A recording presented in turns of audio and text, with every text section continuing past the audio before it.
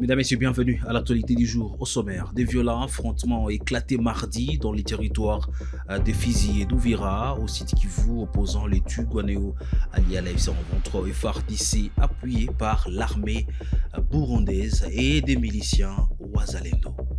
À Kinshasa, plusieurs officiers de FARDC ont été arrêtés et sont soupçonnés de connivence avec l'ennemi. C'est tout pour les sommaires.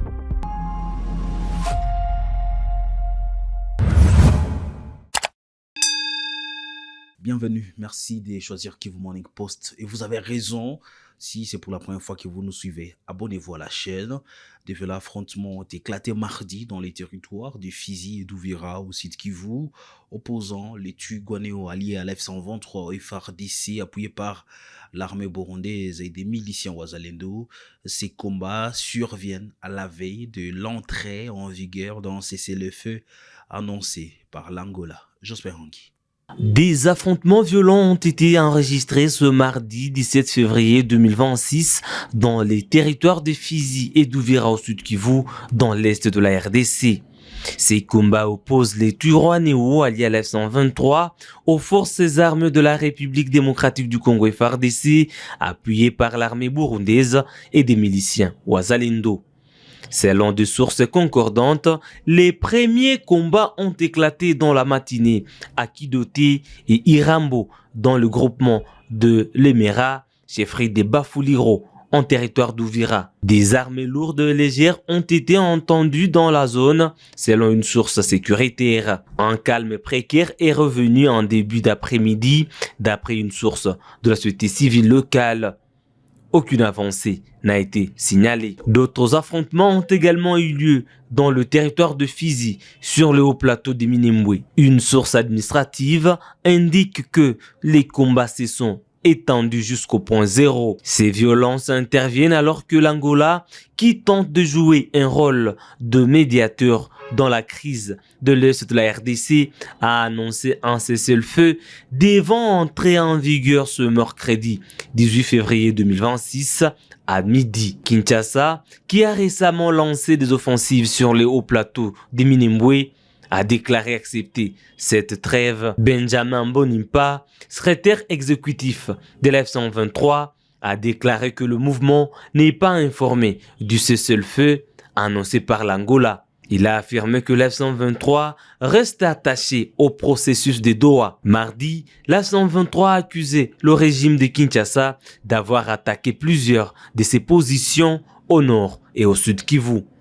Dans un communiqué, la F-123 déplore les manœuvres dilatoires et les tentatives de manipulation du régime de Kinshasa consistant à multiplier des cadres et forums parallèles dans le but manifeste de contourner les mécanismes déjà convenus et de retarder la recherche d'une solution durable. Plusieurs officiers de FARDC ont été arrêtés et sont soupçonnés de connivence avec l'ennemi. Le lieutenant-général Sikabwe Asimbafal est attendu à la haute cour militaire pour être entendu dans une affaire opposant l'auditeur général de FARDC au général Vai Irunga. Vanessa Abanza nous fait les points. Plusieurs officiers de forces armées de la République démocratique du Congo, FARDC, ont été arrêtés dans la nuit du 14 au 15 février au camp Bandiandingi à Kinshasa, selon les informations relayées par le média d'investigation Africa Arabia. D'après ces informations, un couple d'officiers supérieurs aurait été interpellé par des éléments révélant de la maison militaire du président de la République. Il s'agit du colonel Justin Ndoki, présenté comme assistant du général Mundos, et de la lieutenant-colonel Mireille Kika, ancienne campagne du général Amissi et aide de camp du général Mundos. Les deux officiers seraient accusés de connivence avec l'ennemi. Aucune communication officielle des autorités militaires n'avait confirmé ces arrestations dans l'immédiat. Par ailleurs, d'autres sources indiquent que le lieutenant-général Sikabwe Assindafal, actuel directeur général d'Afridex et ancien chef d'état-major de la force terrestre de FARDC, est attendu ce mardi 17 février 2026 devant la haute cour militaire. Il devrait être attendu en qualité de renseignant dans l'affaire, opposant l'auditeur général de FARDC au lieutenant-général Philemon Yave Irung devant la haute cour militaire. Le réseau est rétabli à Massissi, Walikale et Rutshuru après un mois de coupures. Les abonnés d'Airtel, Vodacom et Orange peuvent de nouveau appeler, accéder à l'Internet et utiliser Airtel Money et Orange Money. La population, isolée pendant un mois, s'est réjouie de ces retours à la normale. Reportage. Bonne nouvelle pour la population des zones libérées par l'AFC M23, les réseaux de télécommunications qui étaient coupés par le régime de Kinshasa dans les quelques territoires libérés par l'AFC M23. C'est le résultat de la promesse faite par le gouverneur du Nord Kivu, Bahati Musanga Erasto, lors de sa tournée de près d'une semaine effectuée à Rutshuru, précisément dans les fins fonds de la collectivité de Bwito et le sud du territoire de Massissi, à savoir Kichanga. Ici, la population avait exprimé le calvaire socio-économique qu'elle a traversé par le manque de réseau de communication.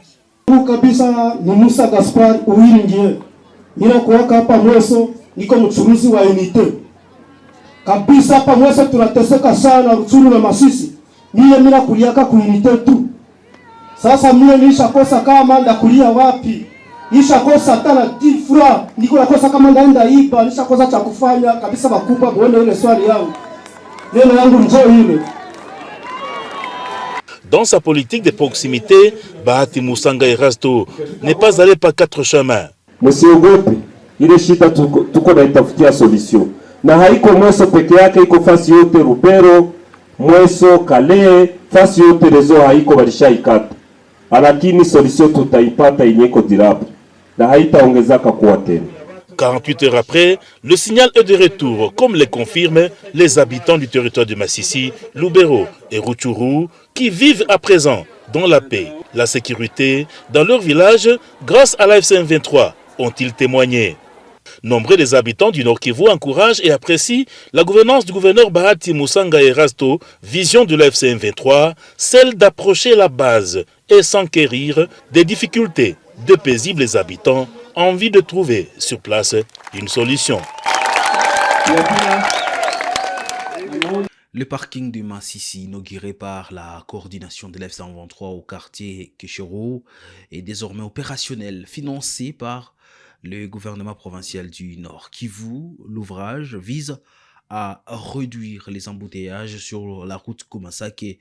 Le responsable du site remercie les autorités pour la réalisation de cette infrastructure. Parking Mikenon, banaisema Mikenon Ndosho, me ina sai kwa leo inaangalia watu wa kwenda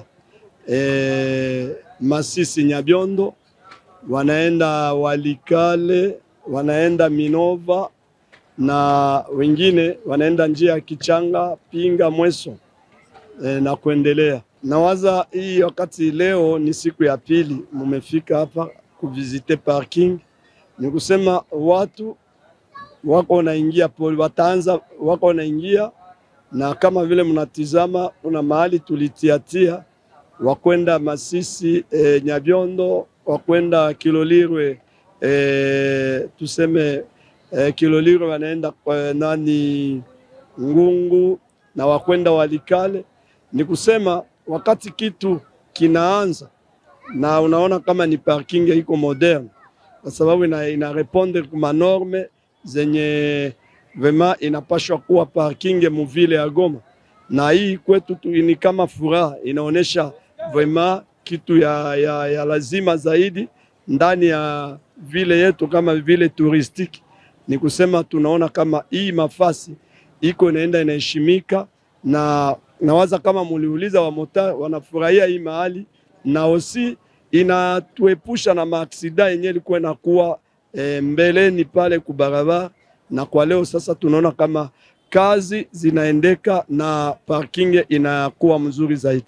Ni kusema mpango haiko yangu ya kuwatosha, mpango ni ya serikali kusudi vyote vipite ndani ya usawa.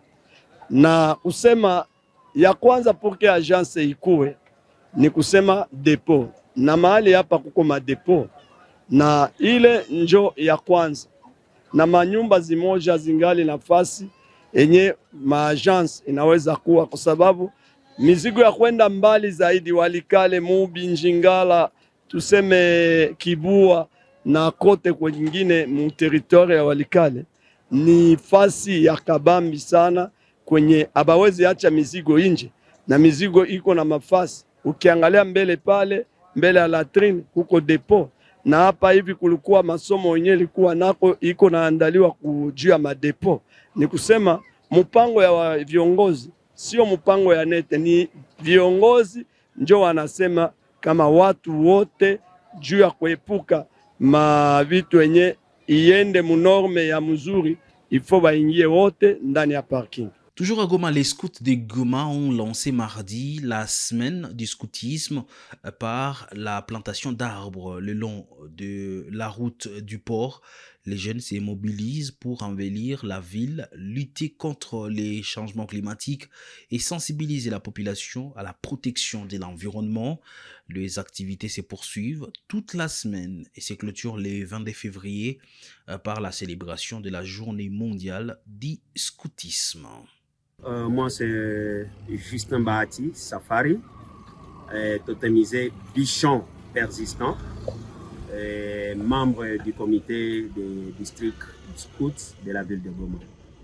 Et l'objectif principal de notre marche avec les arbres, mais aussi aller planter ça au niveau du port, c'est dans le cadre du lancement de la semaine scout que nous venons de lancer aujourd'hui, mardi 17. Parce que le 22, c'est la journée mondiale du scoutisme. Et on a programmé plusieurs activités au courant de cette semaine. Nous avons pensé à l'arbre parce que aujourd'hui, d'abord, le monde a un grand problème avec le dossier changement climatique. Et c'est pourquoi nous, comme scouts, où nous avons notre article qui dit que les scouts aiment et protègent la nature.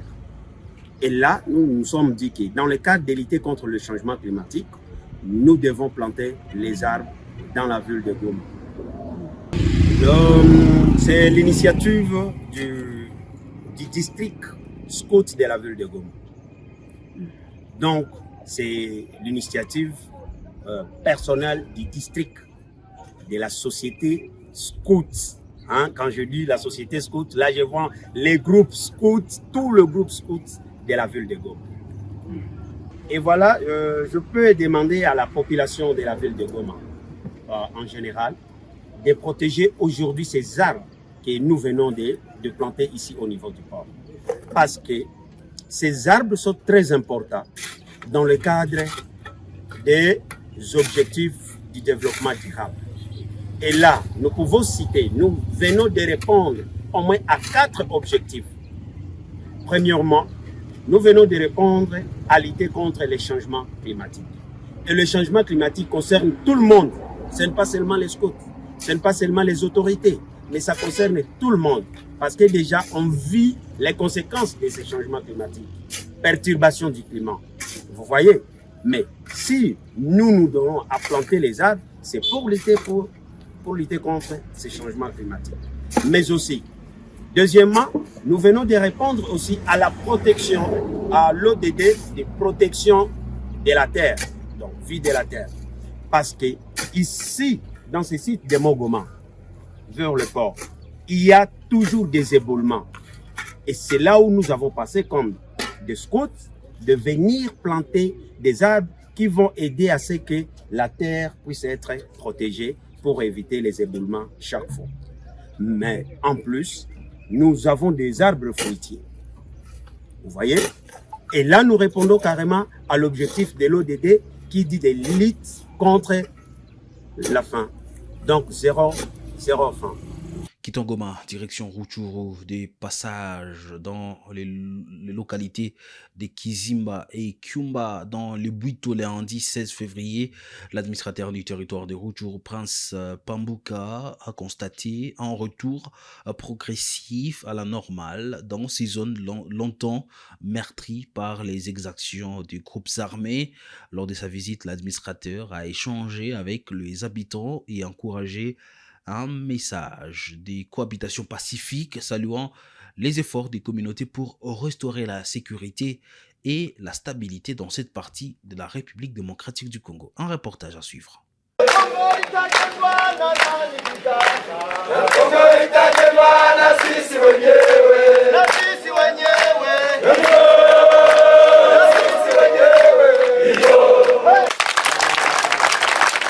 Le visage de la chefferie des Buito change.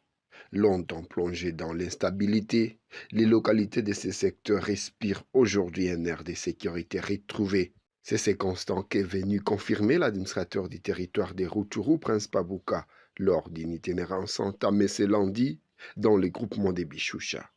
Accompagné des officiers de l'armée révolutionnaire congolaise ARC de la FCM 23, Prince Pambuka s'est entretenu avec les habitants de Kizimba. Si le passage a été marqué par des sombres souvenirs, vols, viols et tueries orchestrés par des diverses milices, l'heure est désormais à la quiétude. L'administrateur a profité de ce calme pour exhorter ses administrés à ne plus jamais se laisser séduire par les groupes armés, prêchant l'amour et la cohabitation entre les communautés pour pérenniser ce climat de paix. À Kyumba, seconde étape de sa tournée, l'autorité territoriale a transmis les salutations du gouverneur de la province du Nord Kivu, Bahati Musanga Erasto. Dans un discours de fermeté, il a rappelé que le tribalisme est le moteur de la destruction des sociétés, tandis que l'unité en est le socle. Pour protéger cette sécurité chèrement acquise dans les zones libérées, Prince Pambuka a lancé un appel vibrant à la jeunesse à rejoindre massivement les rangs de l'armée révolutionnaire congolaise ARC de la FCM 23. Gouverneur wetu jina yake kamarade Bahati Musanga Erasto. Mzee Erasto si mnamjua? Kiana wake. Si vile? Ndio. Alituambia tukifika hapa tuwasalimie. Tuwaambie anawapenda sana. Ingalau kazi ni za mingi, angependezwa wenda akie kuwasalimia, lakini siku wakati itawezekana atakuja kuwasalimia. Hakuna mwenye alichaguaka kuzaliwa kenye hiko, hakuna mwenye alichaguaka kuzaliwa katika familia fulani, lakini tukubaliane ya kuwa sisi sote ni kabila moja, na kabila letu ni kabila la Wakongomani. Tusahau vile vingine vyote vyenye vilitudivize jana. Les habitants qui ont accueilli l'administrateur du territoire ont souligné que cette visite était une première. Ils ont affirmé n'avoir jamais vu un administrateur se rendre ainsi chez eux pour constater personnellement les problèmes de ses administrés. Ils ont également tenu à témoigner du retour au calme observé depuis l'arrivée de la FCM 23. Usalama kwanza ni sawa. Zamani tulikuwa naishi mbaya. Tulikuwa nanyanyaswa, kupigwa. Manake tulikuwa hatuna amani. Unapita kila fasi ni bariere, wanakunyang'anya vitu vyako. Usiku unalala wanakuja kunyang'anya, wanakuua. Kwa leo usalama iko. Tumeshukuru kwanza kuna mmefika. Wengine tulikuwa tunawasikia ku Rutshuru au Masisi walikuwa wafika huku. Mimi ya kwanza tunafurahi kuona amefika kwetu kutusalimia. Nayo ni jambo ya muhimu yenye tumeshukuru. L'administrateur ne compte pas s'arrêter là. Il a promis de multiplier les descentes dans sa juridiction afin de palper du doigt les réalités quotidiennes en renforçant la présence de l'autorité. Prince Pambuka a enfin rassuré que la FCM 23 transformera cette accalmie à une paix définitive.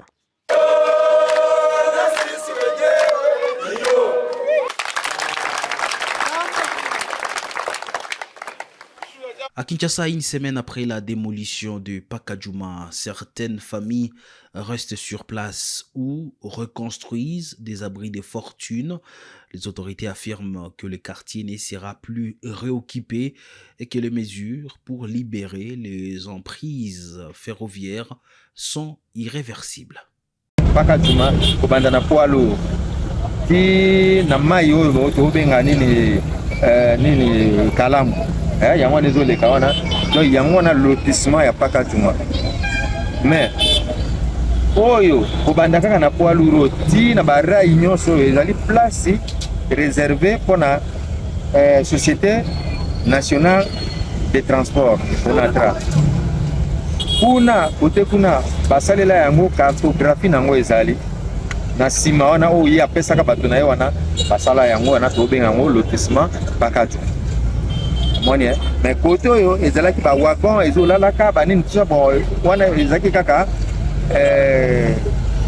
nani makambo etali ONATRA ye moko ayebaki pourquoi parce que ça espace na ye kobanda na gare centrale ti oyo nyonso tu abande kolalisaka ba wagon mosu ekufaki alors bato ba sans abri babande koya kovandaka wana omoni c'est comme ça que bakomi kosalaka ba bêtise na bango kosala ba bekobo na bango na kati ya ba wagon na ba wenza nzoto bato bauta n'importe où boyebi ete auti soki wapi bakomi kosalaka kindumba wana tozoleka me bavandaka na te soki ekomi butu tombula beti bakimi bazongi soki wapi bazali kuuta na enquête tosali biso tokoli wana bamosusu bauta Tchango bamosusu baza kuuta Bumbu Kaselemba. Je vous dis la vérité ke bamosusu bazouta Barumbu bamosusu bazouta Tingapwa okoyeba te bazoya kosalaka makambo na bango awa kotola bato basaka me na terrain oyo po bayebi ke wana ya babeta nango bale bona ba air moko boye bato baza te na eloko ni babengi Pakadjouma omoni ezali subdivisé na deux parties ya habitation ya ba agent retraité ya ONATRA na côté oyo ya ba installation ya société de transport. Il y a 10 ans parce que dans mon Kabila il y a un problème. Joseph Kabila na pouvoir gouverneur ezalaki Kimbuta. Babuka même banda ba musu bakende ya ba magistrat ba musu bazaki ba maître avocat basala kinda ko tout on a raiwana. Alors sous règne ya Kabila le fils on a des années même nazo tanga classe na comité assistant informatique kaka na Pakadjouma ye kozonga tango société na sali 9 ans société est tombée en faillite mais kozonga pas na biso pour apprendre que je nani ministre Jean-Pierre Bemba ayaki ya outi na Chine il faut démarrer avec la société parce que société zaki en faillite il faut pas rehausser yango ce n'est que normal pour babazong ça va train banine tout ça nous sommes au courant la manière dont on a procédé c'est pas humain, c'est pas humain, une manière vraiment déshonorante. C'est par cette information de Kinshasa que je boucle l'actualité du jour pour ce mardi. Merci à vous de nous avoir suivis. On reste branchés pour d'autres nouvelles sur Kivu Morning Post. D'ici là.